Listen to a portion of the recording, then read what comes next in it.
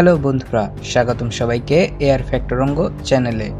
আজকের ভিডিওর শিরোনাম ব্ল্যাক নাইট স্যাটেলাইট, যা 13,000 বছরের রহস্যময় মহাকাশযান। আমাদের পৃথিবীতে এমন একটি বস্তু আছে যার পরিচয় আজও বিজ্ঞানীদের কাছে এক রহস্য। বলা হয় এটি কোনো মানুষের তৈরি যন্ত্র নয়, এটি নাকি 13,000 বছর ধরে আমাদের নজরদারি করছে, যার নাম ব্ল্যাক নাইট স্যাটেলাইট। আজ আমরা এই রহস্যের গভীর থেকে গভীরে যাব। এটি কি ভিনগ্রহী কোনো প্রযুক্তি নাকি শুধুই মহাকাশের আবর্জনা? ব্ল্যাক নাইট স্যাটেলাইটের গল্প শুরু হয় আজ থেকে 100 বছরেরও বেশি সময় আগে। 1899 সালে মহাবিজ্ঞানী নিকোলা টেসলা তার কলোরাডো স্প্রিং ল্যাবে একটি পরীক্ষা করার সময় অদ্ভুত কিছু রেডিও সিগন্যাল পান।